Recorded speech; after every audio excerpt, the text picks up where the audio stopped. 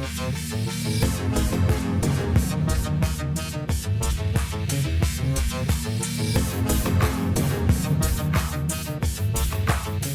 Sciforror Film Podcast.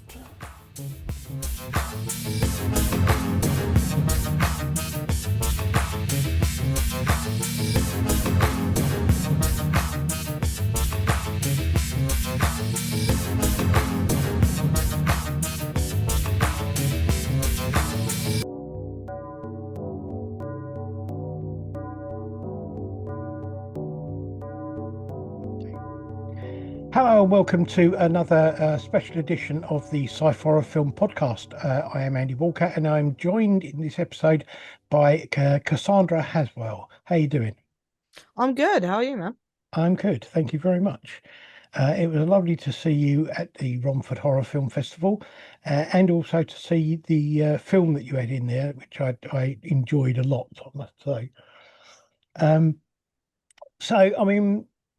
Starting off with this, how I normally do is I just say to people, how did you get into acting and how did you especially get into sort of horror films and that sort of thing? Well, I started off in the beginning how like a lot of people did. I was fresh out of doing like media studies in high school. Basically, throughout high school, I decided I wanted to be in the film industry in some description, but I didn't have the confidence to be in front of the camera. So I didn't go to like an acting school or a drama school or anything like that when I was younger. But then I started seeing gigs for like extra work. I started doing extra work, started getting some experience on set.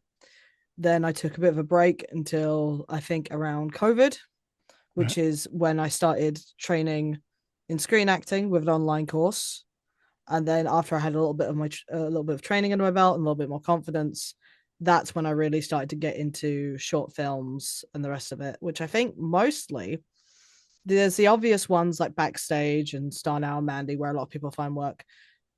But really it was just, going to Horror on Sea, meeting directors, meeting producers, meeting people in the scene and getting to know people. Right. And that kind of thing. But you've done a lot of stuff that isn't horror. A couple of bits, yep. So what kind of like was it natural for you because of your personal like for horror to sort of drift towards that sort of film? Or well, science fiction and horror, those are my two favorite genres to do.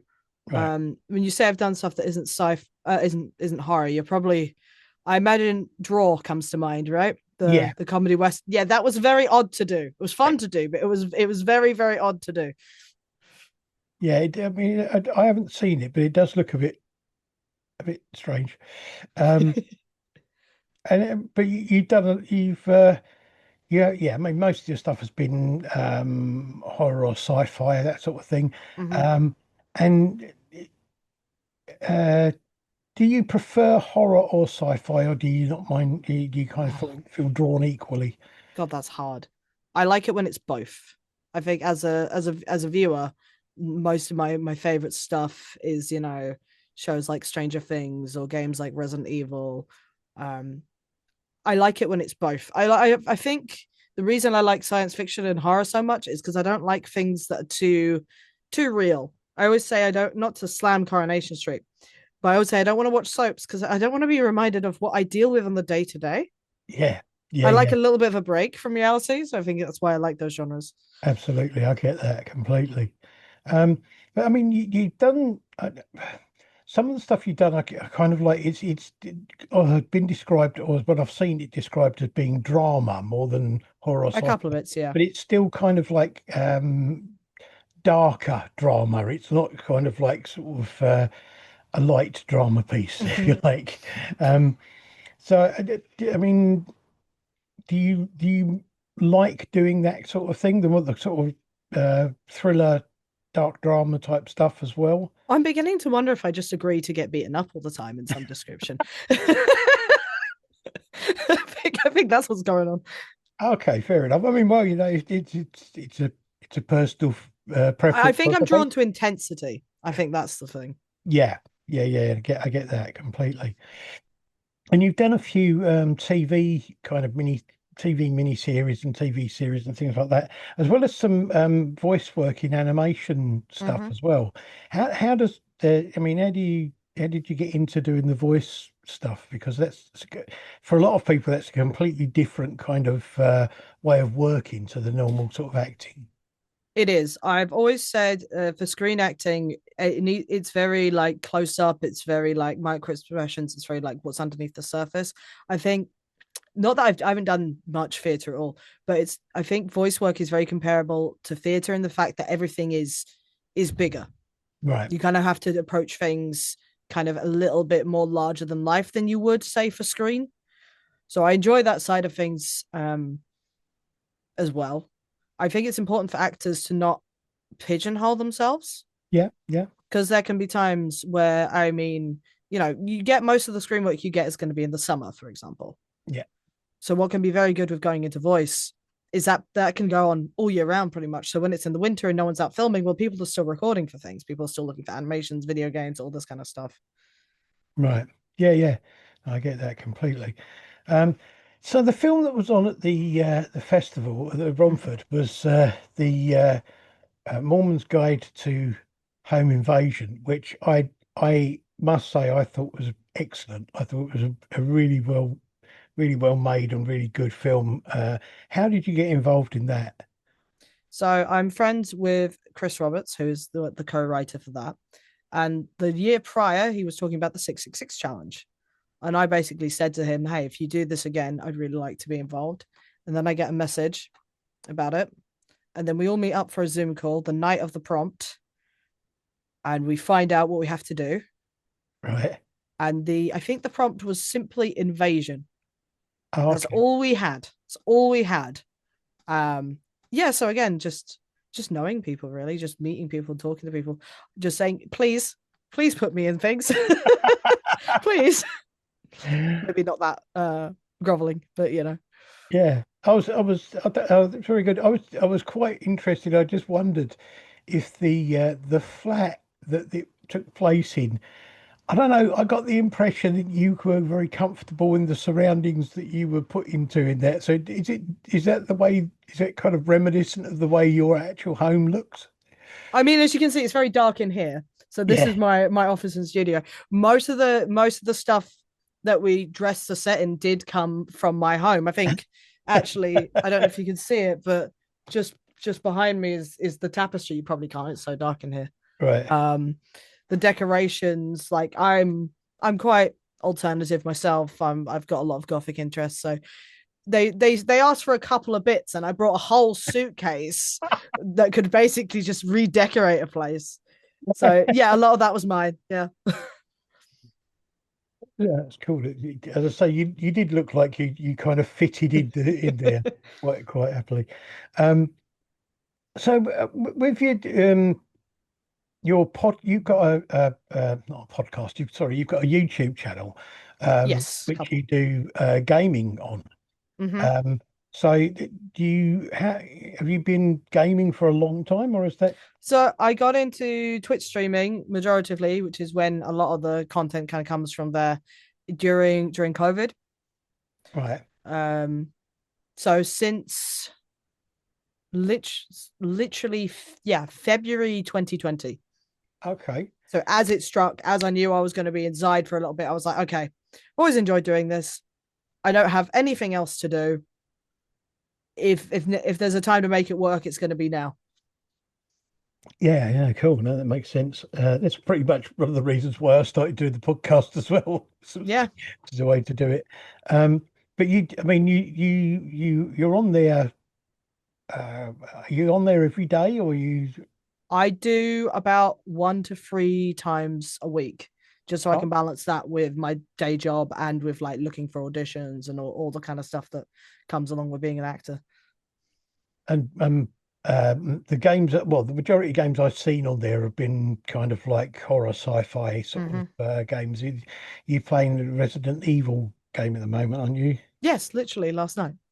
Yeah, I thought it was. Yeah, Yeah. and what's the other Iron Lung is another one that I saw you playing. Yes, well, the movie had just come out, so I was like, well, that feels like a good time to do it. And I cosplay from time to time, so I decided to did a cosplay of Simon from the movie, Right. and was kind of like acting out as him in a way in the game, which a couple of kids that came into the stream, which I'm not sure if they should have watched Iron Lung, but that's a whole other thing. They seemed to enjoy it and were like role playing along with it. It was fun. Oh, that's good. Sounds cool. So have you got anything lined up in the way of films and stuff in the near future? Not films. I'm in the auditioning process at the moment, so if anyone listening has anything for me, that would be wonderful. But I'm working on a video game at the moment. I'm working on Five Nights at Freddy's fan game, and then I'm also on the behind the scenes side of things. I'm helping my wonderful partner with their audio book slash audio drama for a science fiction book. So Okay, I'm helping voice direct and I'm also narrating that. So that will eventually come out someday, what hopefully. If we what's that called? Reckless Truth. Okay, cool. People can keep an eye out for that. So the Mormon's Guide to Home Invasion, is that still doing festival rounds? Is it still going out to different festivals now? Yeah, I believe Jack has just done a series of submissions recently after everyone sort of got home from Romford. I think, don't hold me to this, I think there should be some kind of maybe digital to release before the next 666 challenge, but we're just seeing how it does in if we can keep it going in the festival circuit for a bit longer, then we'll keep it going in the festival circuit for a bit longer. So I think that's what's going on with it. Yeah, I mean, I don't see why it shouldn't. It's a very enjoyable film to watch. It's good. I I have a problem sometimes with like comedy horror because of the fact that it's Mhm. difficult to get the balance right. Yes. But I think Yes. it does. That film definitely gets it's got the balance right. It does. It's not too much comedy to overpower the horror, and it's not too Yeah, much. it's a tough chord to strike, right? Because you don't want to make it too scary because then it's not funny anymore. But you don't want to make it too funny because then it takes away from the horror. Yeah, absolutely, absolutely. Okay, so if you if you could be in any kind of film franchise or anything like that, where would you like to see yourself? Oh God, any. Most of them were in the 2000s and they're not making them anymore. Okay. Um, I think if they ever did the Underworld franchise again, that would be fun.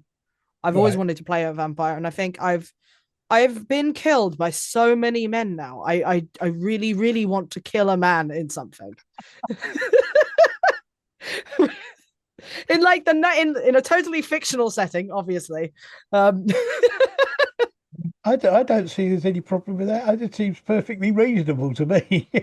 yeah, I do like stuff that doesn't end so well for me. A good death scene is fun, but I would like to flip it around. Yeah, yeah, I know. I could see that. Vampire stuff would be really fun. Fair enough. Um, so, I mean, for the future, looking forward, do you have any kind of like plan or anything of where you would like to be as far as your acting and everything goes? I'd like to do another feature for sure.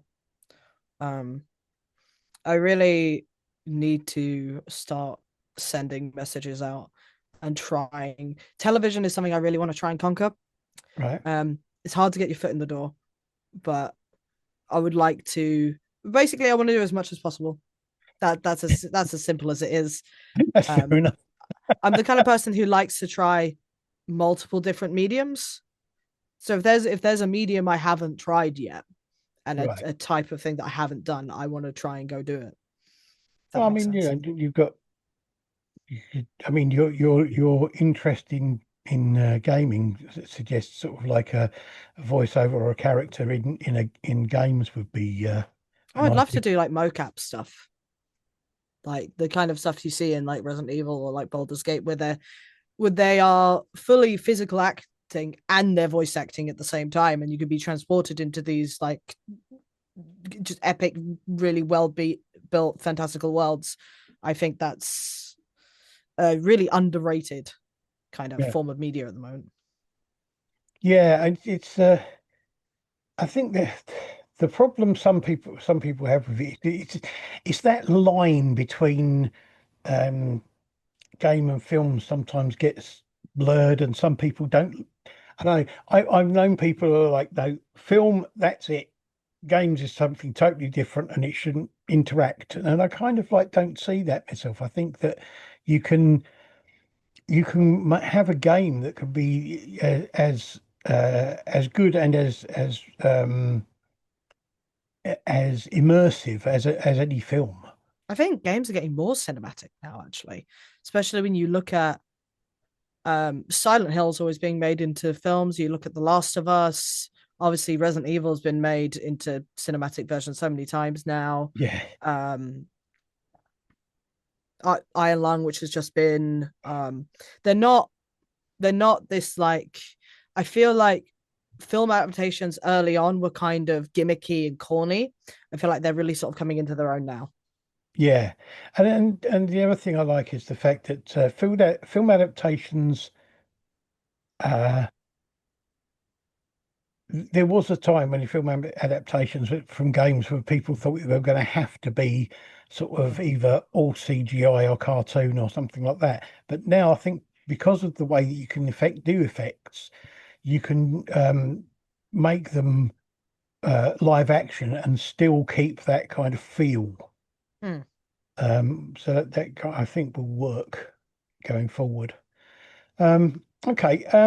So you said you'd like to make another feature. Do you prefer doing shorts or features? Which would Well, I've you? only ever been in one feature, which is still in I think it's still in post production. All right.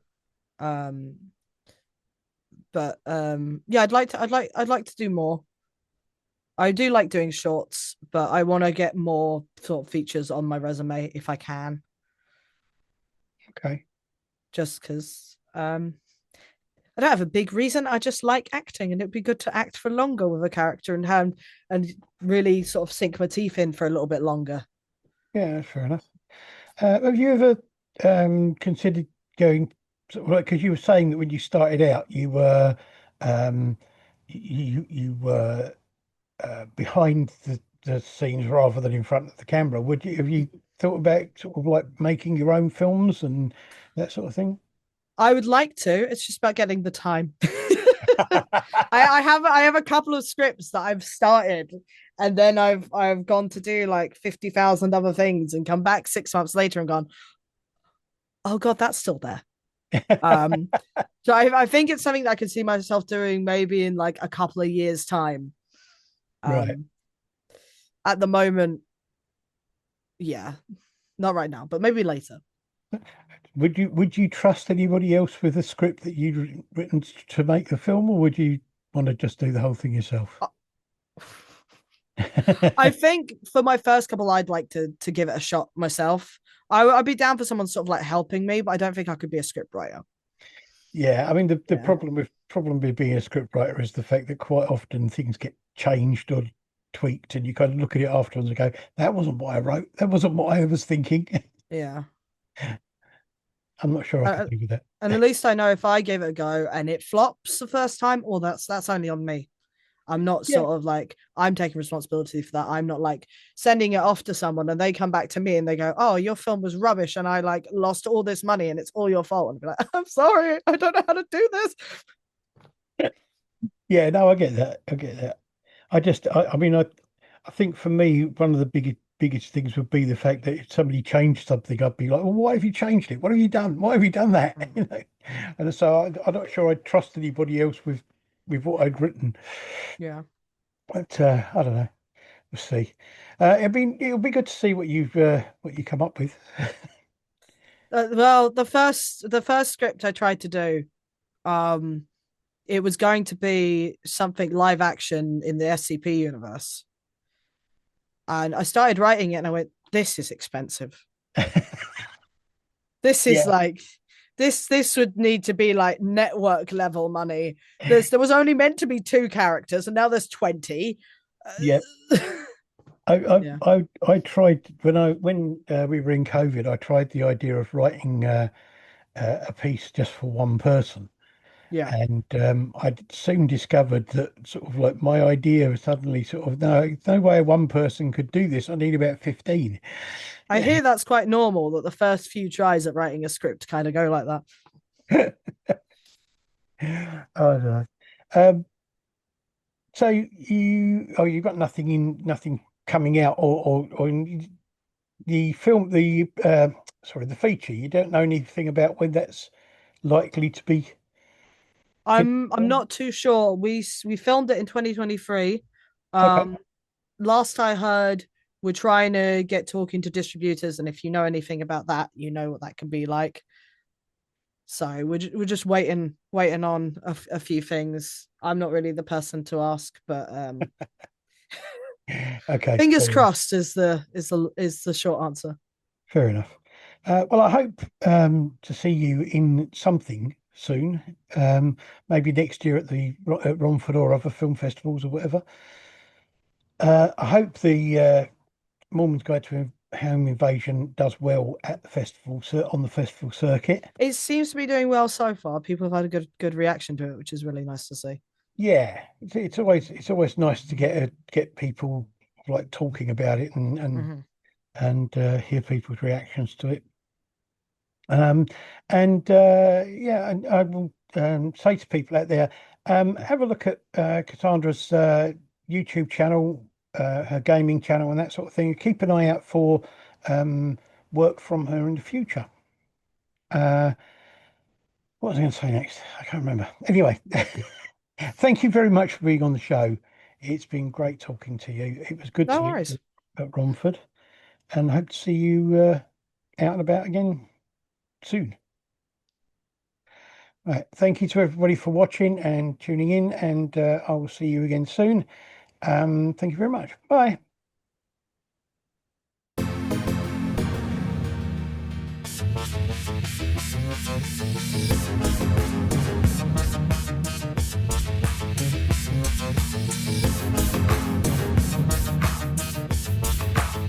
The Sciforror Film Podcast.